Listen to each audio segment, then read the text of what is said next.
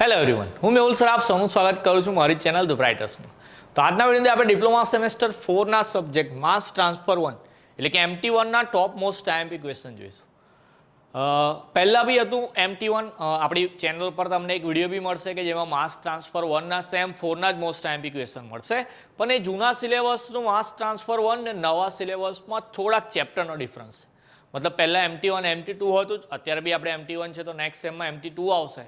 પણ એ લોકોએ સિલેબસ બદલવાના નામ પર ખાલી ચેપ્ટર અહીંથી ટર્ન કરી નાખે છે. ઓકે, MT2ના અમુક ચેપ્ટર આપણા MT1માં આવી ગયેલા છે.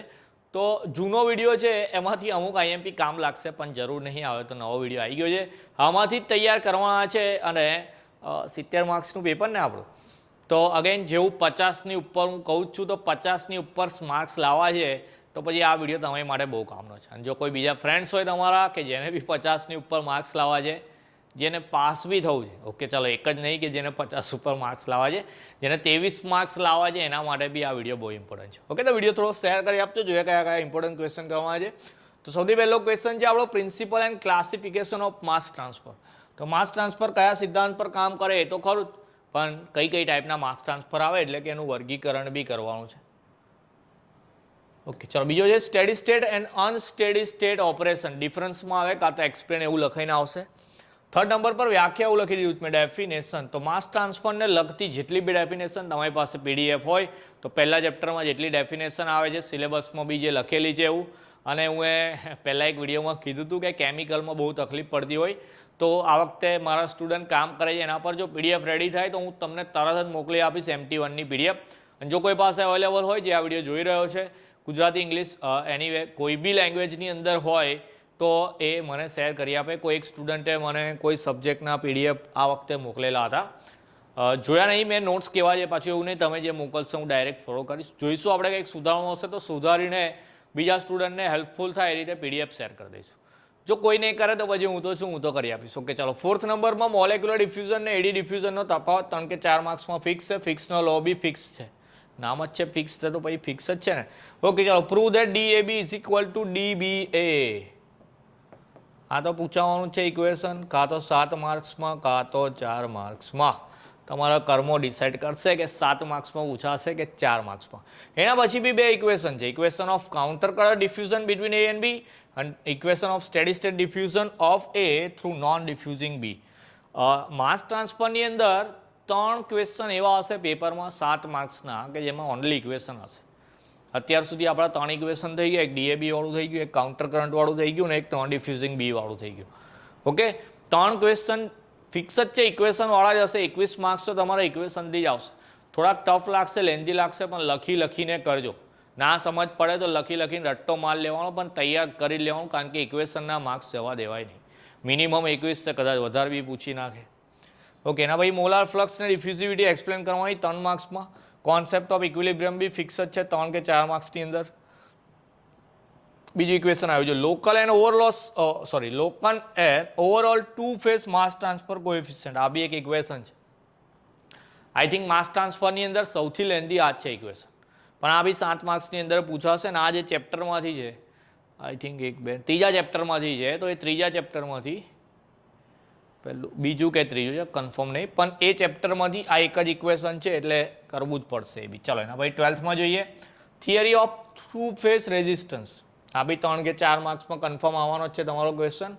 13માં આવ્યું છે single stage material balance equation for gas absorption. ચાલો, આ 5th નંબરનું ઇક્વેશન આવ્યું આપણું ગેસ એબ્ઝોર્પ્શન વાળું. ઇન્ડસ્ટ્રીયલ એપ્લિકેશન ઓફ એબ્ઝોર્પ્શન, ઔદ્યોગિક ઉપયોગો એબ્ઝોર્પ્શનના, ગુજરાતીમાં અધિશોષણ કહેવાય એને.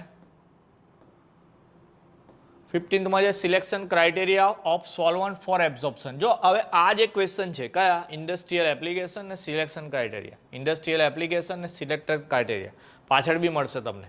આ એબ્ઝોર્પ્શન માટેના હતા, આ લિક્વિડ એક્સટ્રેક્શન માટેના છે બંને, એવું લીચિંગ માટેના બી છે આઈ થિંક બંને.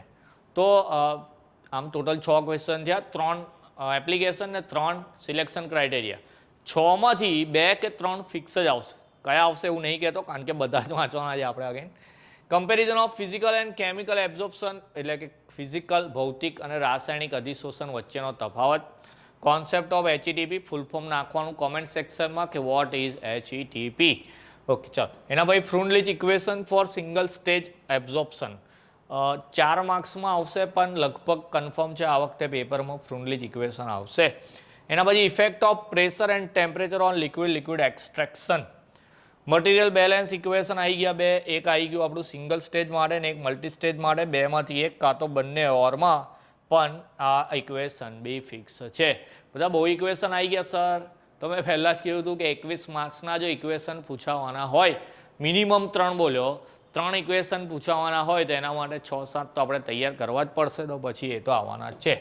ચલો એના પછી જોઈએ નેક્સ્ટ. તો 24માં જે પેક ટાવર ઇઝી ક્વેશ્ચન આવ્યા થોડા. હવે પેક ટાવરનું કન્સ્ટ્રક્શન વર્કિંગ 7 માર્ક્સ માટે કરી લેવાનું, અને આ જે ટ્રે ટાવર છે એની ખાલી આકૃતિ કરવાની જે 3 કે 4 માર્ક્સની અંદર આવશે.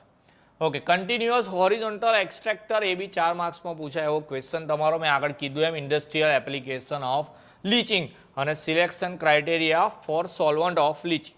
તો મેં આગળ કીધું એમ એ બંને ક્વેશ્ચન આવી ગયા. Effect of temperature and pressure on leaching બી છે, અને material balance equation of single stage leaching. તો જેવું એક્સટ્રેક્શનનું જે સમીકરણ હતું સિંગલ સ્ટેજ મલ્ટી સ્ટેજ માટે, એવું સેમ લીચિંગનું ખાલી સિંગલ સ્ટેજ માટે કરવાનું છે. સેન્ક લીચિંગ સિસ્ટમ કરવાની છે, 4 માર્ક્સમાં કમ્પલસરી આવશે જ એક્ઝામમાં. 32માં કાઉન્ટર કરંટ ડિકેન્શન વિથ ફ્લોશીટ 7 માર્ક્સનો ક્વેશ્ચન અને MT1ના પેપરમાં છપાઈ ગયો છે. ઓકે, અને એના પછી ઇન પ્લેસ લીચિંગ ને હીપ લીચિંગ 4 માર્ક્સમાં પૂછાય એવો ક્વેશ્ચન. ટોટલ 33 ક્વેશ્ચન આખા MT1માંથી ઇક્વેશન બી આવી ગયા, થિયરી બી આવી ગઈ, આકૃતિ બી આવી ગઈ, વ્યાખ્યાઓ બી આવી ગઈ.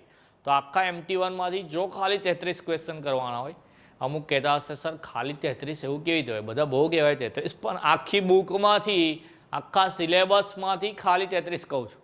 તો આમ તો આખી બુકમાંથી સિલેબસ પરથી ક્વેશ્ચન બનાવવા જાઓ તો 33 તો કંઈ નહીં, લગભગ 120 ક્વેશ્ચન થાય. તો મેં ચોથા ભાગના ક્વેશ્ચન કરીને આપેલા છે. ચોથા ભાગ એટલે 25% તૈયારી કરવાની છે, પણ એ 25%માંથી આપણે 75% માર્ક્સ લાવી શકીએ, કારણ કે 50 માર્ક્સ તો હું ગેરંટી આપું છું. વિડીયો તમારી પાસે આવે શેર કરી આપવાનો, મેક્સિમમ શેર થાય. કેમિકલવાળાને તકલીફ હોય છે ઘણી બધી, અને હું જે વાત કરી છે એમ આટલા ક્વેશ્ચન તો કમ્પલસરી જ કરવાના છે. આની ઉપર જો કોઈને તૈયારી કરી હોય તો બીજા સર IMP આપતા હોય, કોલેજમાંથી કંઈ કીધું હોય, મિડમાં જે પૂછાયું હોય એટલું તૈયાર કરવાનું. બાકી તો એક્ઝામ બહુ નજીક છે, હવે તમારી તૈયારી ચાલુ થઈ જવી જોઈએ, અને પોતાનું ધ્યાન બી રાખવાનું. જય હિન્દ, જય ભારત.